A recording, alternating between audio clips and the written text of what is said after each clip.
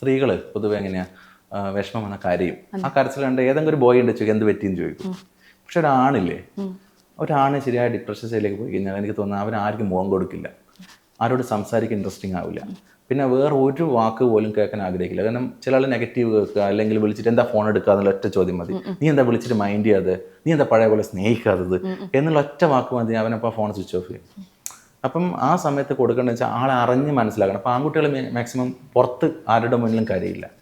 കരഞ്ഞ അവര് ഭയങ്കര ദുർബലരാണെന്ന് പറയും ആൺകുട്ടികൾ. എനിക്ക് തോന്നുന്നത്, എനിക്ക് ഭൂരിപക്ഷം ആൾക്കാരും കരയില്ല. എനിക്ക് തോന്നുന്നത് കരയുന്നുണ്ടെങ്കിൽ തന്നെ അവർ അത്രയും അടുത്തുള്ള ഒരാളെടുത്ത് മുന്നിൽ അവർ പൊട്ടിക്കരയും. ചിലപ്പോൾ നമ്മളൊരു ചെറിയ ഹഗ് മതി ചിലപ്പോൾ. അപ്പോൾ ഒറ്റയ്ക്ക് ജീവിക്കുന്ന ആൾക്കാർക്ക് ചിലപ്പോൾ ഇങ്ങനെ ആകാശം നോക്കി ഫാനും നോക്കി കിടക്കുന്ന സമയത്തൊക്കെ അവരിങ്ങനെ മരണത്തിലേക്ക്, അതാ ഞാൻ പറഞ്ഞ ഡിപ്രഷൻ സ്റ്റേജിൽ പോകുന്ന ആൾക്കാർ മിക്കവാറും ഇന്ന് ജീവനോട് ഇല്ല എന്ന് തന്നെ പറയാം. അപ്പം അതിൻ്റെ പീക്ക് ലെവലുണ്ട്, അത് മനസ്സിലാക്കാതെ പെരുമാറും. ഇപ്പം പ്രണയിക്കുന്നു, ഇഷ്ടപ്പെടുന്നു എന്നൊക്കെ പറയുന്നുണ്ടെങ്കിലും അങ്ങനെയുള്ള സ്റ്റേജിലേക്ക് പോകാതിരിക്കുക മാക്സിമം. അത് ആ സ്റ്റേജിൽ പോകാന്ന് വെച്ചാൽ നമ്മളെ കൺട്രോള് വേറെ ആളുടെ കയ്യിലേക്ക് കൊടുക്കുക. അല്ലെങ്കിൽ നമ്മൾ ഒന്നിലേക്ക് ഫോക്കസ് ചെയ്തൊന്നും നടക്കുന്നില്ല എന്ന് പറയും.